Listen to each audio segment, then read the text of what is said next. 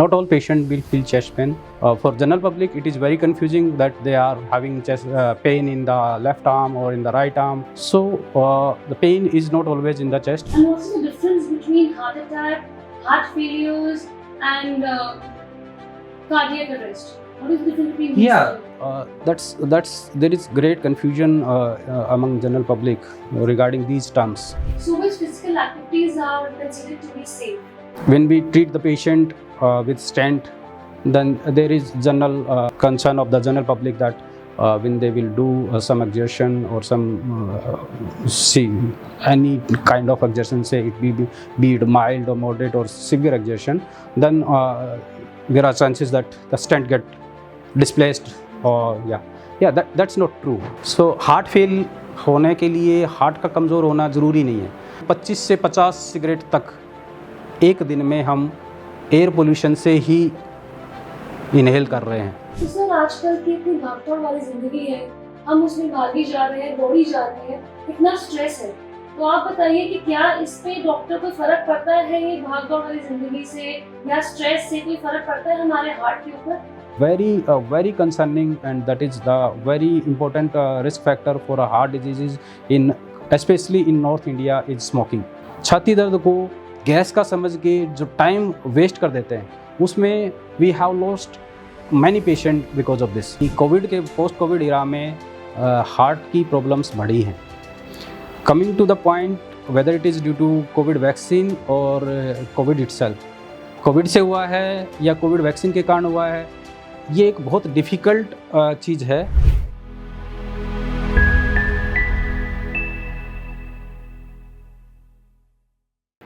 Hello and welcome to Heart Talks, where we simplify all the heart-related problems with the experts. I'm your host Sheetal Sood Seth, and today we are here with Dr. Tejveer Garewal as a leading cardiologist who is here to answer all the heart-related questions related to heart attacks, stents, and all the heart-related diseases and many more. So Dr. Garewal, first things first, the first question being, what is the main characteristic for the pain for the heart attack? Like how do we identify the pain for the heart attack? Yeah, that's a good question. The first thing, the patient will feel chest pain, and not all patients will feel chest pain. Coming to the most common symptom, the chest pain of heart attack, that can usually in the center of chest, that is felt in the center of the chest, with in many cases with the uneasiness, tightness in the chest, heaviness in the chest, and you can say nausea and vomiting. The patient can feel nausea and vomiting. The pain of the chest pain of heart attack, that can range from the umbilicus to the jaw angle. So it's not always that the pain of the heart attack will be in the chest only, and that is a common dictum that they think that the heart is on the left side of the chest, that the pain should feel on the left side of the chest.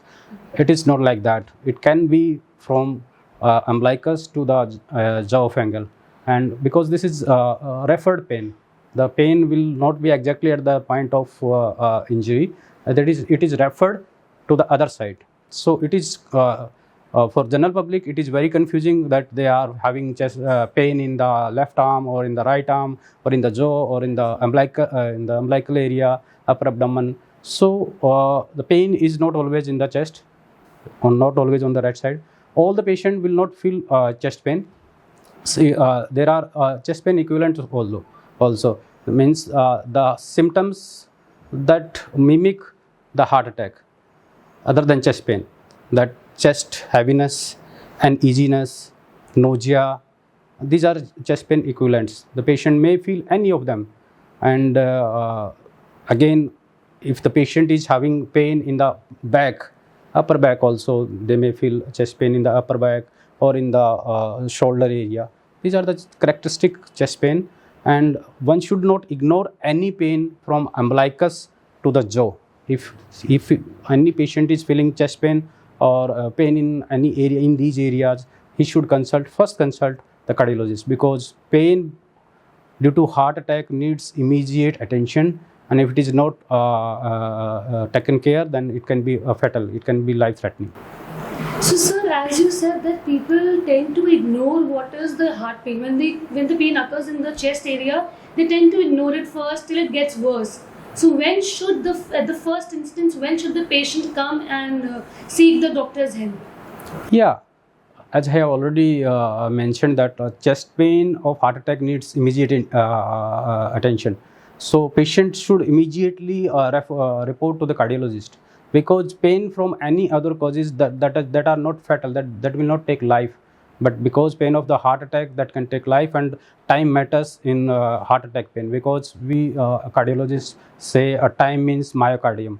Myocardium means heart muscle that makes that do the main function of the heart, that pumping of the blood. So if as time lapses, the heart muscle get damaged. So time means myocardium. The early we intervene, the early we treat the heart attack, the more myocardium we can protect, more viable heart we can give to the patient. So it should be immediately, as early as possible, it should be treated. So that means as soon as the pain is felt, they should seek a medical advisor, right? Yeah, medical, and especially nowadays you can seek cardiologist opinion anywhere in India. Now it's not like cardiologists, they cannot meet the cardiologist. So the first doctor you should meet, it should be cardiologist if it is nearby. Otherwise you take some first aid from the local doctor, and then you can go immediately to cardiologist. And what is the best treatment that you would suggest for the heart attack? Yeah, that's a good question. If it depends upon the type of center. If it is center is having cardiology services, the cardiologist with operation, that is stenting. If it is facilities available, then it should be done. Stenting should be done immediately. That is the best option and the first option. And if patient is in a remote area, say it will take 2-3 hours to move to the hospital, then there is one blood thinner injection that can be given, because if time lapses more, then it will cause great damage, and it can be havoc, because it can be life threatening. So we find sometimes patient they think that they will do it later, they will do it tomorrow. See, every minute counts. So it should be done immediately without any delay. It should be opened. So, sir, what is the difference between angioplasty and stenting? What is the difference between these two? Angioplasty and stenting is one of the main same thing, because in angioplasty we do a balloon dilatation of the lesion, and then after putting angioplasty means we are preparing the lesion, and then ultimately we will put the stent. So stenting and angioplasty is one and the same thing. And what's the difference between heart attack, heart failures, and cardiac arrest? What is the difference between these two? There is great confusion among general public regarding these terms: heart attack, cardiac arrest, and heart failure. See, heart attack we have discussed. In heart attack, the arteries supplying the heart muscle, because every part of the human body needs blood, and blood carries the oxygen and nutrients for that organ. So similarly, heart will need a blood, and that blood will be supplied by the heart arteries. And when there is blockage in the heart arteries, the heart will not get the blood, and then the injury starts, and then the patient starts feeling pain. Heart attack is blockage in the heart arteries, causing damage to the heart and chest pain. This is heart attack. Coming to heart failure. Heart failure is when heart become very weak and it is unable to pump the blood forward to the body, because pumping blood to the body is more laborious for the heart. It is circuit of great resistance. So in that case, there is backward diffusion of the fluid in the lung fields, and this will cause breathing difficulty, fall in oxygen in the blood of the patient. This is heart failure. Heart failure doesn't mean heart stops working or heart is not working, heart failed. It is simply that heart is not pumping well, and it is the fluid is getting accumulated in the lung fields, and that is oxygen exchange is not possible, and that will cause breathing difficulty and fall in oxygen, and that is treatable. Doesn't need any operation. That is treatable with medicine only. And heart failure is well treatable amenity when taken care obviously in time. Then cardiac arrest is when heart suddenly stops pumping the blood, and that is a dangerous thing. That is the thing where we need a CPR, chest compressions. And the heart stops functioning immediately, and then the body needs blood, so we need to pump the blood, and if the heart is not pumping, then we have to pump the blood with the chest compression. By the time the heart will regain its function. In some patients, it will regain the pumping again, and then the patient should be transferred obviously to the hospital where cardiologists are there. And if not taken care in time, within minutes, then the patient, we may lose the patient. Again, I will mention one more thing. Chest pain is not necessary in every patient. See, there are so many patients, they do not feel chest pain, although they are having heart attack. The heart artery is blocked and is having a heart attack, and chest pain is not mandatory.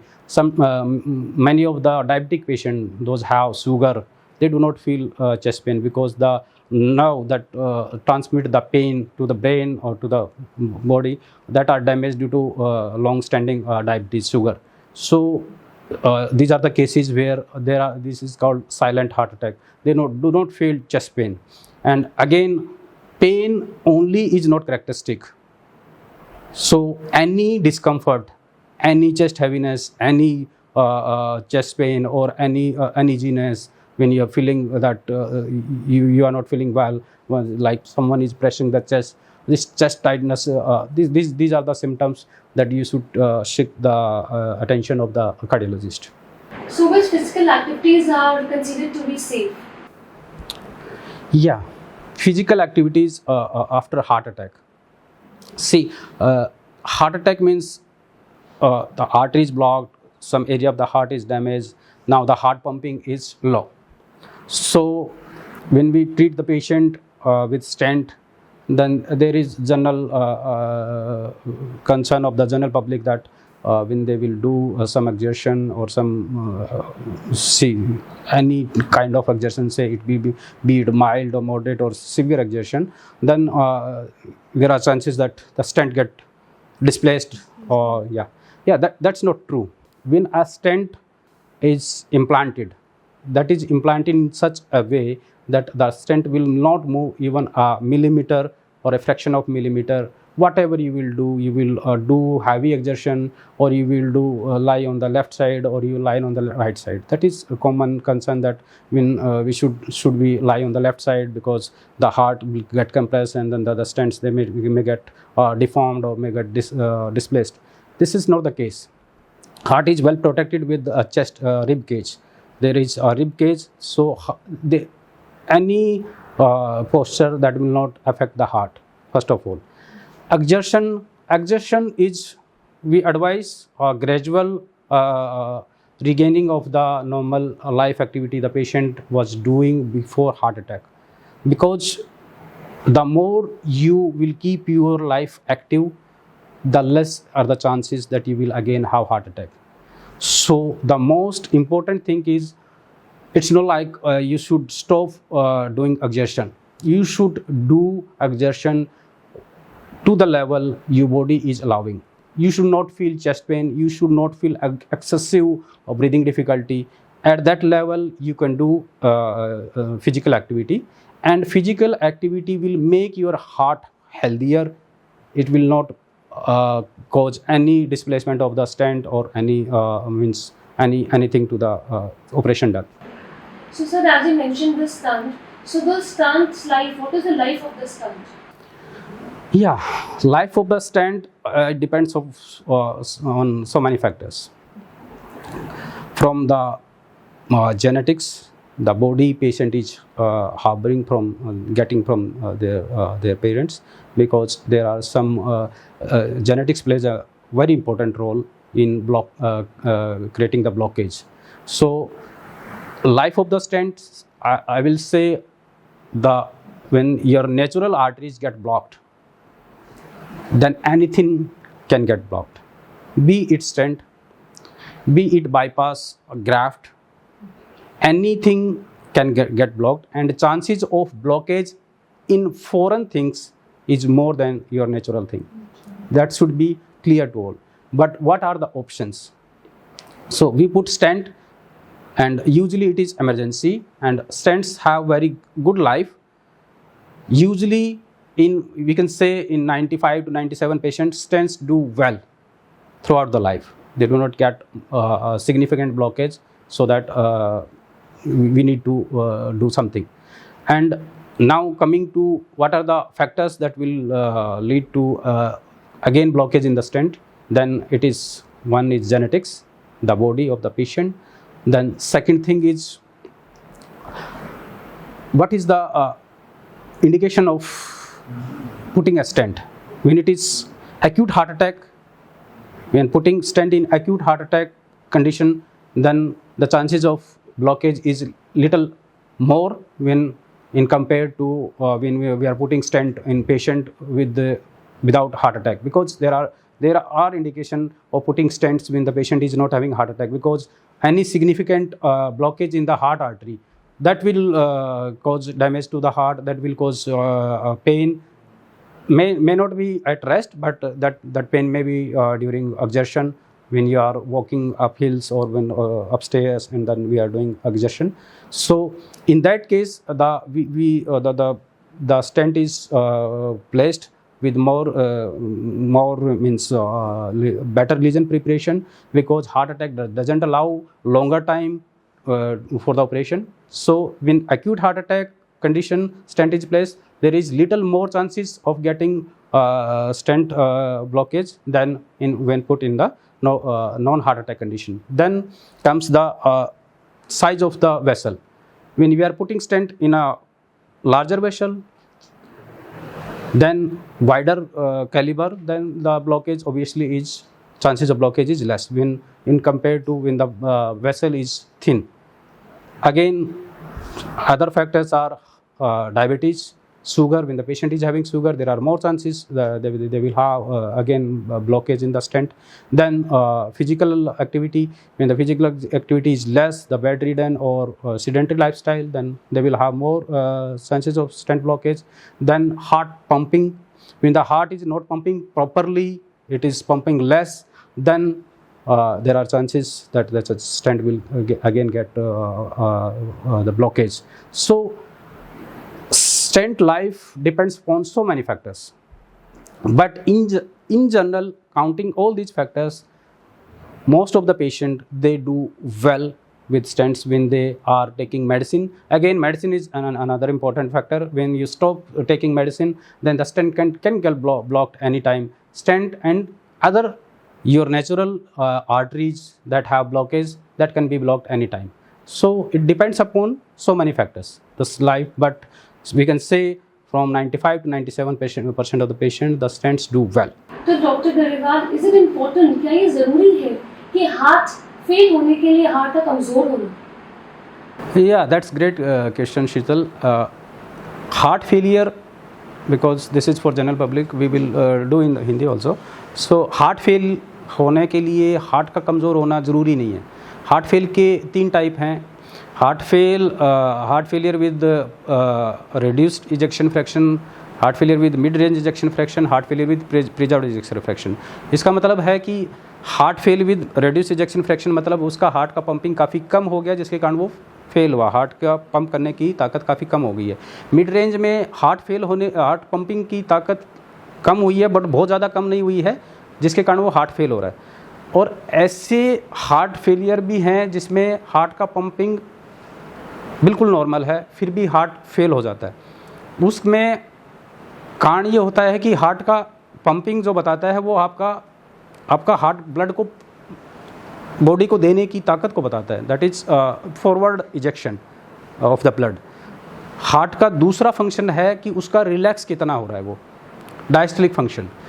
जब heart उस blood को पहले लेगा अपने अंदर और फिर उसको पंप करेगा, अगर वो ब्लड को पूरा ले ही नहीं पा रहा है तो वो पंप भी ऑब्वियसली नहीं कर पाएगा। जो वो ले पाना, रिलैक्स होके ब्लड को हार्ट के अंदर आना, वो डायस्टोलिक फंक्शन बोलते हैं। अगर डायस्टोलिक फंक्शन भी पेशेंट के अगर ठीक नहीं है और सिस्टोलिक फंक्शन ठीक है, फिर भी वो हार्ट फेलियर हो जाता है।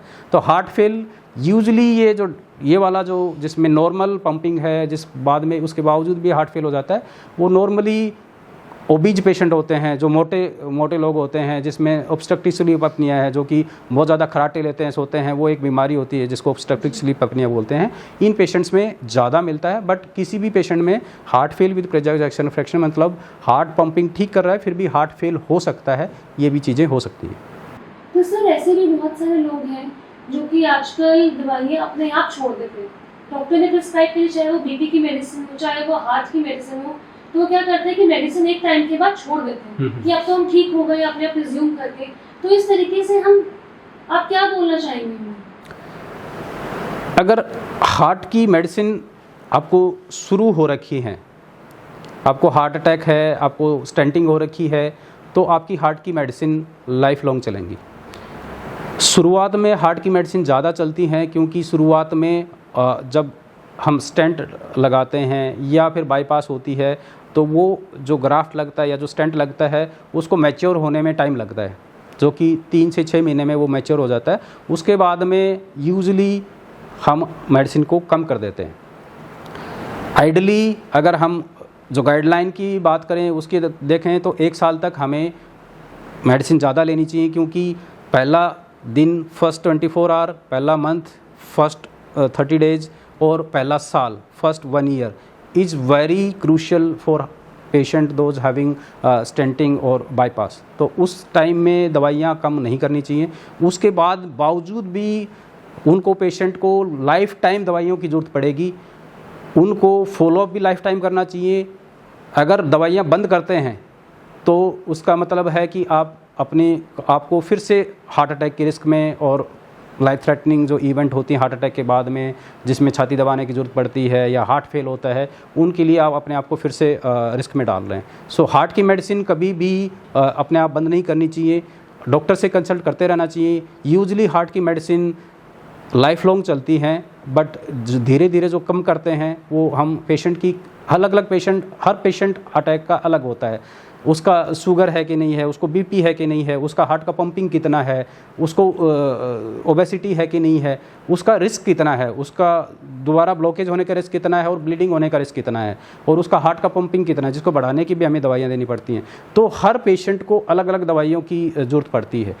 किसी पेशेंट को अगर जिसका हार्ट का पंपिंग ठीक है और उसका टाइम से उसने अपना इलाज करा लिया, तो उसको 1 या 2 मेडिसिन लेने की ज़रूरत पड़ती है। बट जिसका हार्ट का पंपिंग बहुत कम हो रखा है तो उसको दवाइयाँ हार्ट को पंपिंग बढ़ाने की भी हैं। साथ में अगर उसको शुगर है तो शुगर की भी दवाइयाँ चलेंगी, बीपी की भी दवाइयाँ लाइफ लॉन्ग चलेंगी। तो एक तो पेशेंट को ट्रीटमेंट हमेशा ये सोचना चाहिए कि हर पेशेंट का हार्ट अलग है, हर पेशेंट का ऑपरेशन अलग है, हर पेशेंट की दवाइयाँ भी अलग ही होंगी, क्योंकि किसी का रिस्क प्रोफाइल है वो अलग है। से when we put a stent in important left main artery है, उसके अंदर अगर हम स्टेंट रखते हैं तो वो बहुत रिस्की है। अगर दोबारा ब्लॉक होता है तो that can be life threatening. So उसमें हम दवाइयाँ जल्दी कम करने की खास करके हम उसमें ज़्यादा जल्दी हम नहीं करते हैं। तो हर पेशेंट अलग है, मेडिसिन कैसे चलनी चाहिए वो पेशेंट का पूरा प्रोफाइल के हिसाब से चलती हैं, और अपने आप मेडिसिन कभी भी बंद नहीं करनी चाहिए, क्योंकि अगर हार्ट का पंपिंग ठीक है तब तक सब कुछ ठीक है। अगर हार्ट का पंपिंग एक बार कम हो गया, उस रेंज में आ गया जिसमें हार्ट फेल होने के चांस बढ़ जाते हैं, उसके बाद में उसको ठीक करने की जो मेडिसिन हैं वो हैं, but that will take time, और ये ज़रूरी नहीं है कि हर किसी में पंपिंग नॉर्मल आ जाएगा। सर, जो आजकल आप देख रहे हैं कितना ज़्यादा एयर पोल्यूशन बढ़ता जा रहा है, तो उस पर क्या वो एयर पोल्यूशन इफेक्ट करता है हमारे हार्ट पे, और कैसे करता है और क्या इफेक्ट होता है?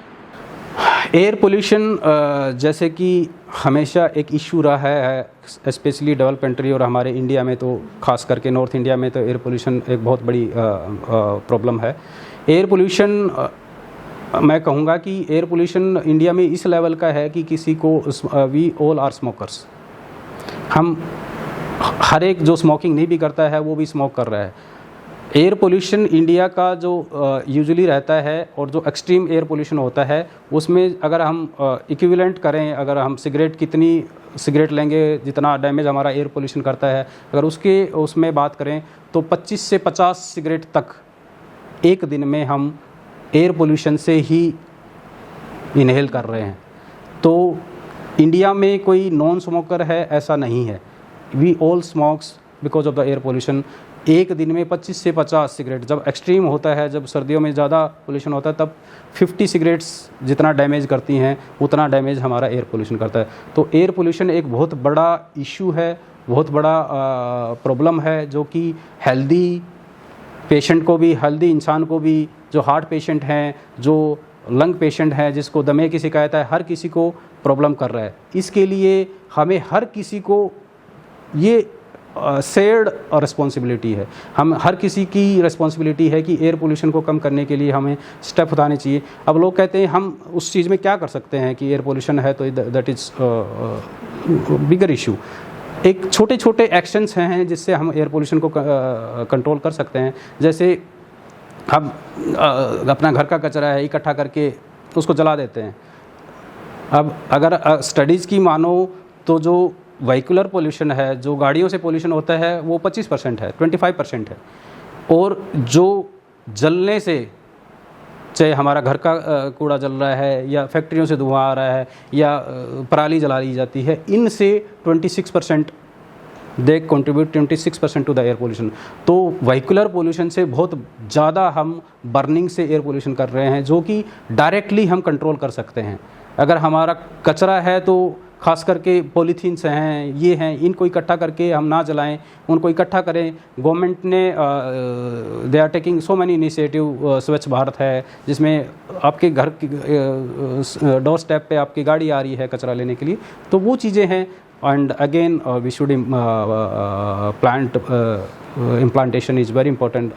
Now the season is coming, rainy season is going on, so we should plant a tree everywhere, anywhere you can find a place. तो सर आजकल की इतनी भागदौड़ वाली ज़िंदगी है, हम उसमें भागी जा रहे हैं, दौड़ी जा रहे हैं, इतना स्ट्रेस है। तो आप बताइए कि क्या इस पे डॉक्टर कोई फ़र्क पड़ता है, ये भागदौड़ वाली ज़िंदगी से या स्ट्रेस से कोई फ़र्क पड़ता है हमारे हार्ट के ऊपर? Yeah, that's a great question and highly under addressed. See, mental stress एक बहुत बड़ा रिस्क फैक्टर है। जितनी ज़्यादा स्ट्रेसफुल लाइफ होती जा रही है उतनी ज़्यादा हार्ट के अटैक होने के चांस बढ़ते जा रहे हैं। तो हम हमारे जो पेशेंट्स होते हैं उनको एक मेंटल स्ट्रेस के लिए, मेंटल हेल्थ के लिए हम एडवाइस करते हैं कि जितनी ज़रूरी फिज़िकल हेल्थ है उतनी ही ज़रूरी मेंटल हेल्थ है। और मेंटल हेल्थ के लिए जो भी पॉसिबल आप कर सकते हैं, योगा है, मेडिटेशन है, वो ज़रूर करना चाहिए, क्योंकि मेंटल स्ट्रेस एक बहुत बड़ा रिस्क फैक्टर है। लगभग सभी जो क्रोनिक डिजीज़ अब चल रही हैं, लंबी बीमारियां हैं, बीपी है, शुगर है, इनके लिए और हार्ट के लिए स्पेशली मेंटल स्ट्रेस एक बहुत बड़ा रिस्क फैक्टर है।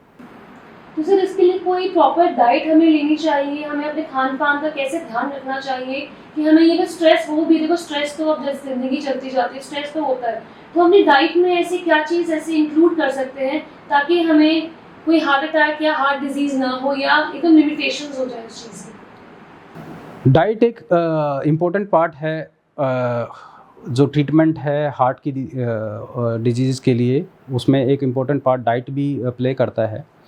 जैसे कि डाइट अभी अनहेल्दी डाइट की तरफ हम बहुत ज़्यादा फास्ट ग्रो कर रहे हैं, जिसमें पैक्ड फूड हैं, fried food, usually packed food fried food होते हैं जो कि हम बहुत ज़्यादा लेते हैं। तो मैं जनरल पब्लिक को कहना चाहूँगा जिसको हार्ट की दिक्कत है या हार्ट की दिक्कत नहीं भी है, तो उसमें आप फ्राइड फूड, पैक्ड फूड जिसमें ज़्यादा खाना, जिसमें ज़्यादा नमक डाला हुआ, जैसे प्रिजर्व्ड फूड होते हैं, उनका इंटेक मिनिमम करना चाहिए।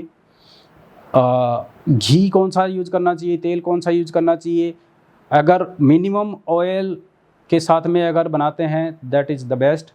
ऑयल कौन सा यूज़ करना चाहिए, तो जो अवेलेबल मार्केट में है सनफ्लावर ऑयल या सोयाबीन ऑयल आप यूज़ कर सकते हैं।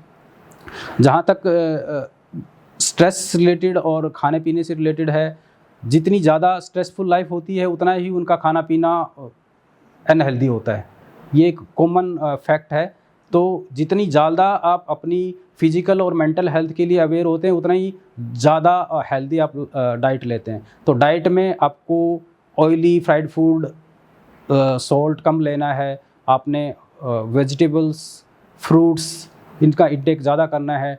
ड्राई फ्रूट्स आप खाने चाहिए that are great for your general health also and heart health also.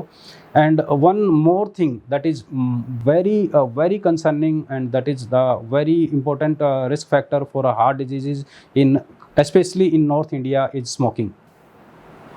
We are a hub of smoking.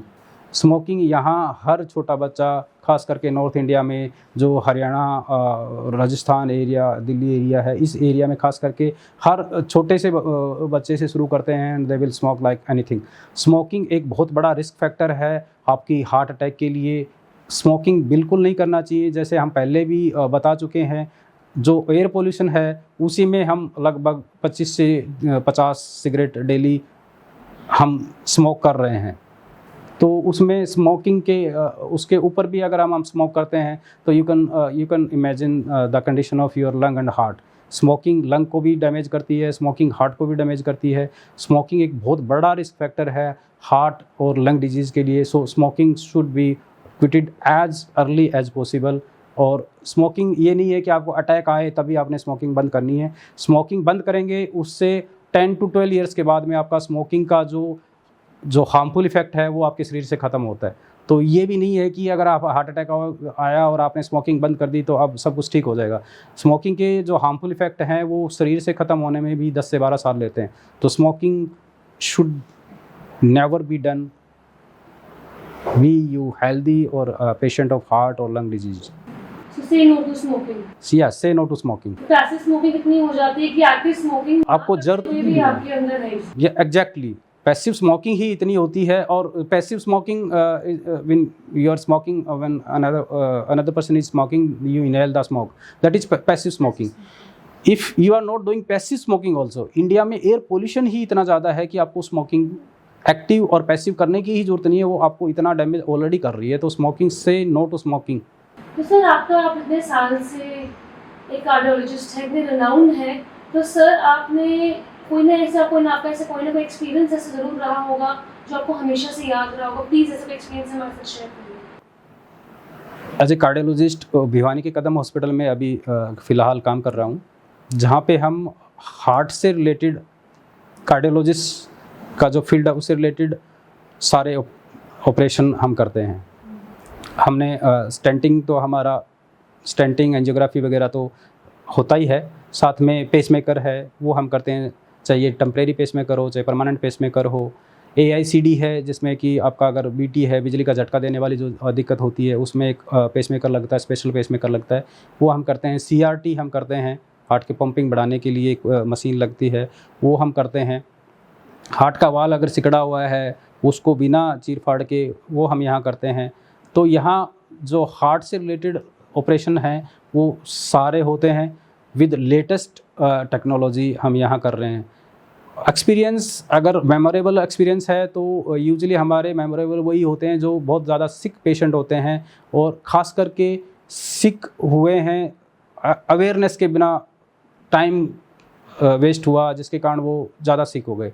ख़ास करके जो इस एरिया में मैंने ज़्यादा फील किया है, ज़्यादा महसूस किया है कि लोग चेस्ट पेन, छाती दर्द को गैस का समझ के जो टाइम वेस्ट कर देते हैं, उसमें we have lost many patient because of this. वो शायद से हर जगह ये हाल है, वो हर जगह है, चाहे वो मेट्रोपॉलिटन सिटी हो, मेट्रो सिटी हो, everywhere the same, because the general awareness is gas कभी भी आपको छाती में दर्द नहीं करेगी, बहुत रेयर है। दो चीज़ें हैं, एक गैस है, एक एसिडिटी है। एसिडिटी है कि आपके जो स्टमक है उसमें एसिड ज़्यादा बन रहा है और वो रिफ्लेक्स होके आपके फूड पाइप में आ रहा है, उस केस में आपका सेंटर में बर्निंग सेंसेशन होगी जी। वो हो सकती है। अगर आपको बहुत ज़्यादा एसिडिटी है, अल्सर बन गए हैं, तो वो पेन भी कर सकती है, खास करके आपके छाती के नीचे वाले हिस्से में, पेट और छाती जहाँ मिलते हैं वहाँ पे आपको पेन कर सकते हैं। ये एसिडिटी है। एसिडिटी ऐसे सिम्टम कर सकती है, बट एसिडिटी यूजली पेशेंट को तब तक नहीं होती है जब तक वो बहुत ज़्यादा या तो पेन किलर मेडिसिन नहीं ले रहा है, या वो बहुत बेड रिडन टाइप पेशेंट नहीं है, कैंसर का पेशेंट नहीं है जिसको बहुत हाई डोज में मेडिसिन चल रही हैं। यूजुअली उन पेशेंट को होती है। जनरल पेशेंट को इतनी एसिडिटी नहीं होती है कि वो आपको पेन करे। जहाँ तक गैस का सवाल है, गैस का मतलब है कि आपका जो फूड आपने खाया, खाना जो खाया वो डाइजेस्ट ठीक से नहीं हुआ, जिसके कारण बैक्टीरिया ने उसको गैस में कन्वर्ट कर दिया। गैस आपको पेट में भारीपन सा करेगी, एब्डोमिनल डिस्टेंशन, पेट फूल गया है, ये चीज़ें करेगी, वो छाती में दर्द यूजुअली नहीं करती है।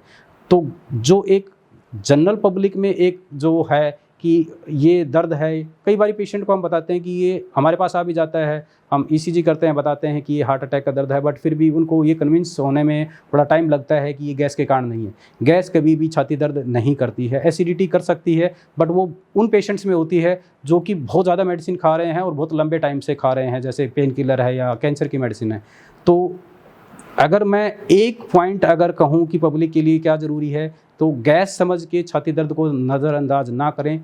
अगर आपको कोई भी छाती में दर्द होता है तो आपको सबसे पहले कार्डियोलॉजिस्ट के पास जाना चाहिए। अगर एसिडिटी के कारण है, से छाती दर्द एसिडिटी के कारण भी हो सकता है, मसल पेन भी हो सकता है, बोन पेन भी हो सकता है, अगर आपको कोई चोट लगी है उसके कारण भी दर्द हो सकता है। ज़रूरी नहीं छाती दर्द हार्ट अटैक ही है, बट बाकी जो दर्द है वो आपकी जान नहीं लेंगे।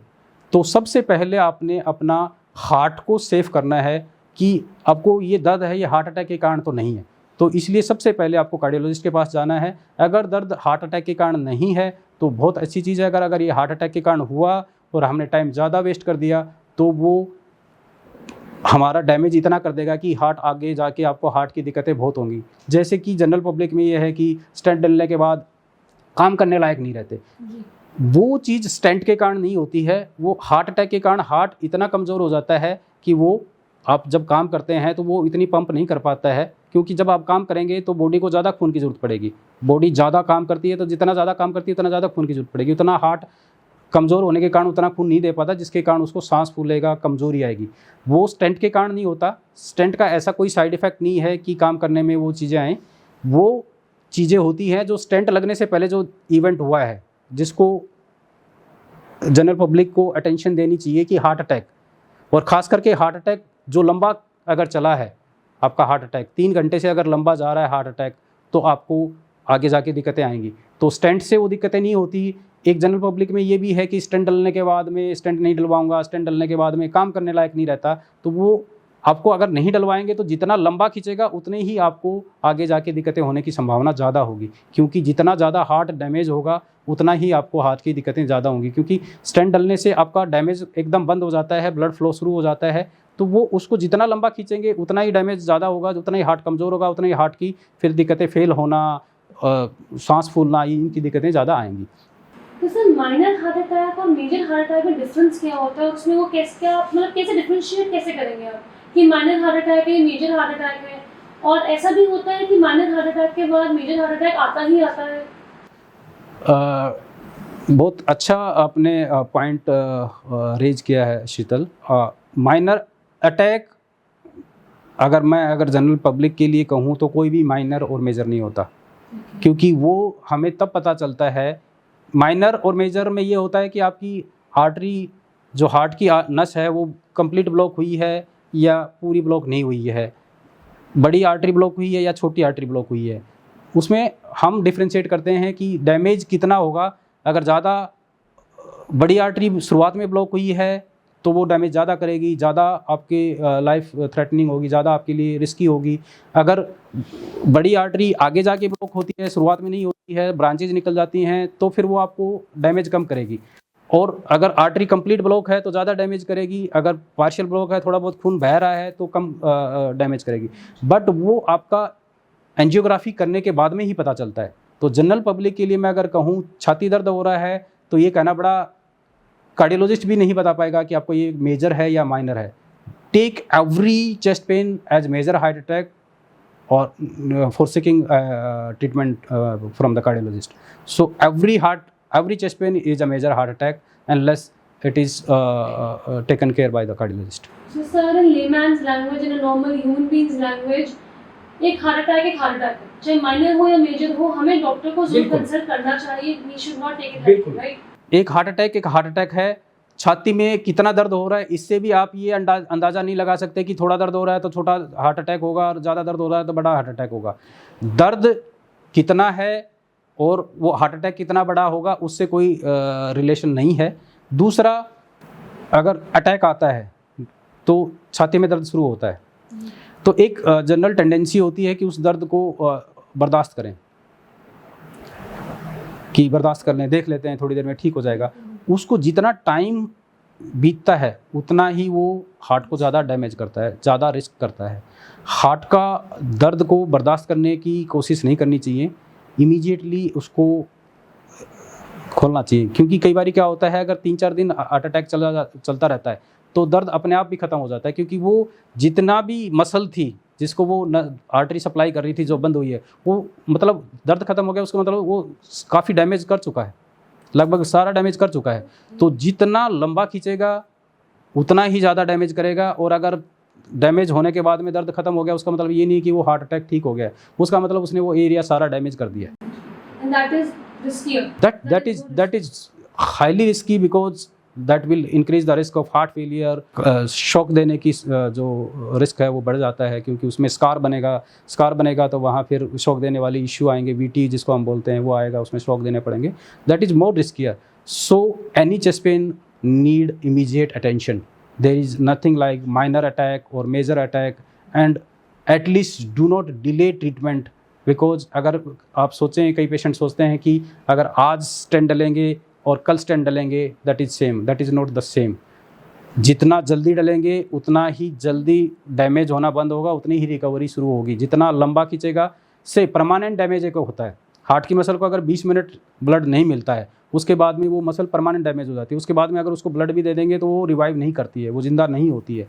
तो जितना लंबा टाइम बीतता है उतना ही परमानेंट डैमेज आपका बढ़ता जाता है. तो आप इमीडिएटली जाएँ और ट्रीटमेंट, जब तक अटैक आ रखा होता है उसमें ट्रीटमेंट में डिले बिल्कुल नहीं करें. रिसेंटली अभी हम कोविड से जूझ के उठे हैं, हमें कोविड वैक्सीन भी लगी हैं और अब हार्ट अटैक्स के रेट एकदम से इंक्रीज होते जा रहे हैं ईयर बाय ईयर, जैसी रिपोर्ट्स आती जा रही हैं. आप ये प्लीज मुझे एक बार क्लियर करके बताइए. Let's just clear this air in the media या बाहर की. सर एक बात बताइए कि ये जो आपकी डेथ्स हैं हार्ट अटैक्स की वजह से, ये आपकी कोविड की वजह से है या कोविड की वैक्सीन की वजह से? That is great question.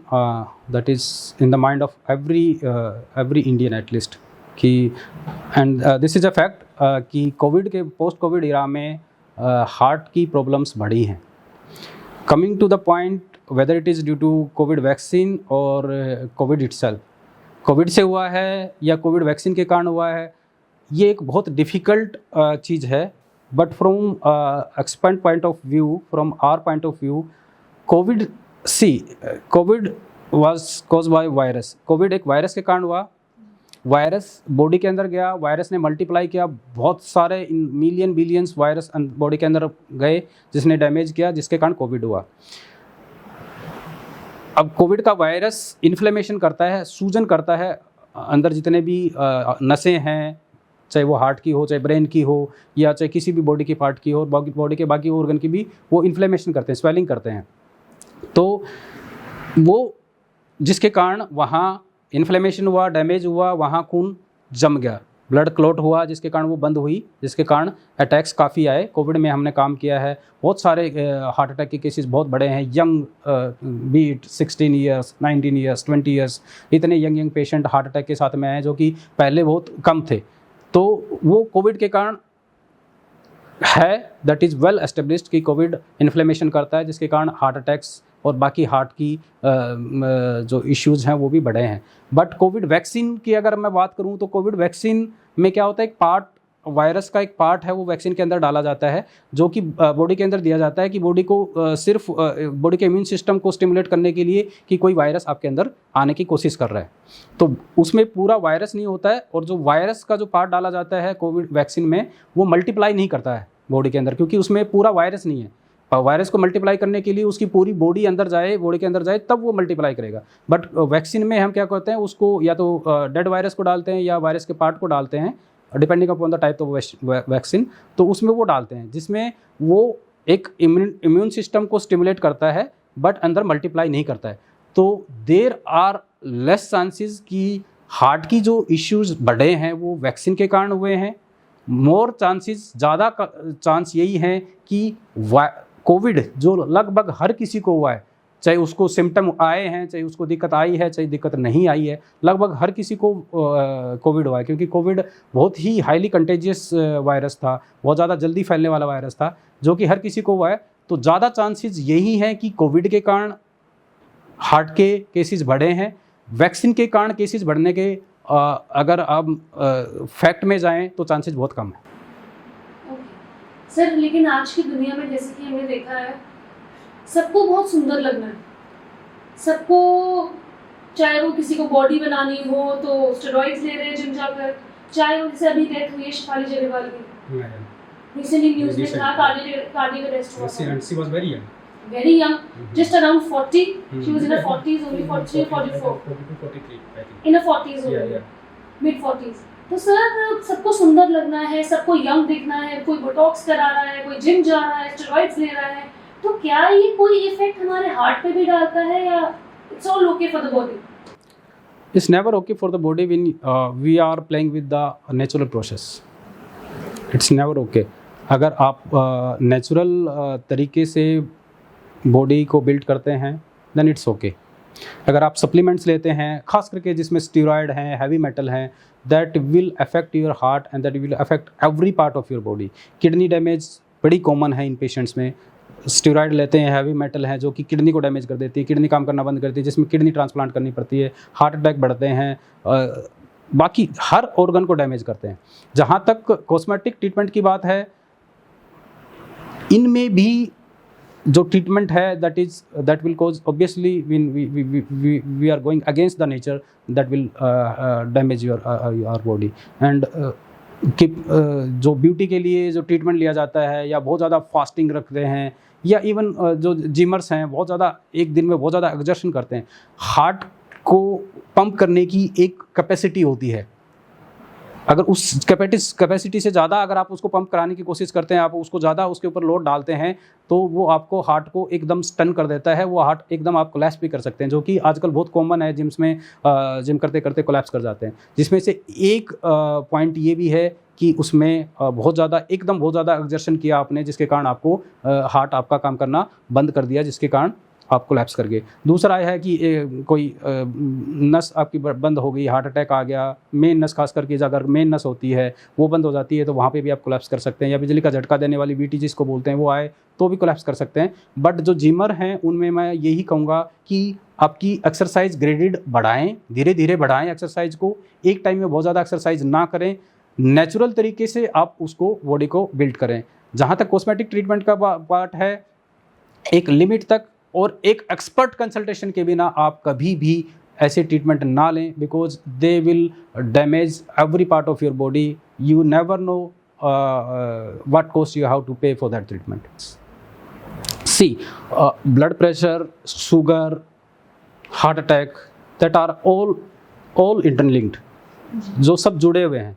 अगर BP की मेडिसिन, अगर आप यूजुअली हम देखते हैं कि BP की मेडिसिन मोस्टली पेशेंट इंडिया में I can say 80-85% patient regularly BP की मेडिसिन नहीं लेते हैं। वो तभी लेते हैं जब उनको दिक्कत होती है। और major chunk of sugar patient also, बहुत सारे शुगर के पेशेंट भी शुगर की मेडिसिन रोज़ नहीं लेते हैं। उनको लगता है कि अगर कोई प्रॉब्लम नहीं है, हमें कोई दिक्कत नहीं हो रही है, तो उसको नहीं लेना चाहिए। सी, शुगर और BP they are silent killer, वो अंदर ही अंदर सारे शरीर को ख़त्म करते हैं। आपको जब उन चीज़ों का पता चलेगा, वो बहुत आखिरी स्टेज होती है जब वो आपको पता चलेगा कि शुगर। BP की मेडिसिन अगर आपको हेडेक हो रहा है तब ले रहे हैं, तो तब भी इतना ज़्यादा होता है कि आपकी हार्ट ब्रेन की नस फटने का या ब्लॉक होने के चांस होते हैं, तब आपको पता चलता है। तो वो बहुत आखिरी स्टेज है। ऐसे ही शुगर में जब आपको पता चलेगा, तो वो आपको डायबिटिक कोमा जब होगा, वो आपकी बहुत हाई लेवल शुगर होंगी। जितना लंबा अनकंट्रोल्ड शुगर और BP चलेगा, उतना ही आपका शरीर खराब होगा, जिसमें उतने ही आपको पैरालिसिस होने के, हार्ट अटैक होने के, किडनी खराब होने के चांसेस बढ़ते हैं। सो शुगर अगर आपको है, BP अगर आपको है, आपको लाइफ लॉन्ग मेडिसिन लेनी है, उसमें कोई डाउट नहीं है। मेडिसिन की डोज आपकी शुगर और ब्लड प्रेशर लेवल और आपके बाकी प्रोफाइल के हिसाब से होती हैं। But see, consult a doctor and take regular medicine of sugar and BP also, because sugar and BP, they are directly related to heart attack, paralysis, heart failure. BP अगर high है, अगर आपका heart कमज़ोर है तो आपका heart failure होने के चांस बहुत ज़्यादा बढ़ जाते हैं, खास करके सर्दियों में। तो अगर आप शुगर के पेशेंट हैं, आपका हार्ट भी ठीक से काम नहीं कर रहा है, तो आपको रेगुलर विजिट करनी चाहिए, रेगुलर मेडिसिन खानी चाहिए। हार्ट अपने बीपी को कंट्रोल में रखना चाहिए, जो कि नॉर्मल रेंज 140-90 है। अगर ओल्ड एज है, अगर बहुत यंग है तो 130-85 तक हमने रेंज में उस प्रेशर को, ब्लड प्रेशर को रखना है। सर्दियों में अगर हार्ट फेलियर के पेशेंट को जो खासकर अलग से जो प्रिकॉशन लेनी होती हैं, उसमें एक तो बीपी आपको कंट्रोल में रखना है, शुगर आपको कंट्रोल में रखनी है, और आपको सडन एक्सपोजर है सर्दी का, वो भी आपके हार्ट फेलियर को प्रेसिपिटेट करता है, तो आपको उससे भी बचना चाहिए। और आपको सोल्ट इंटेक, नमक कम लेना चाहिए, क्योंकि सोल्ट इंटेक जितना ज़्यादा लेते हैं हार्ट के ऊपर लोड उतना ही ज़्यादा पड़ता है और उतना ही हार्ट फेल होने के चांस ज़्यादा होते हैं।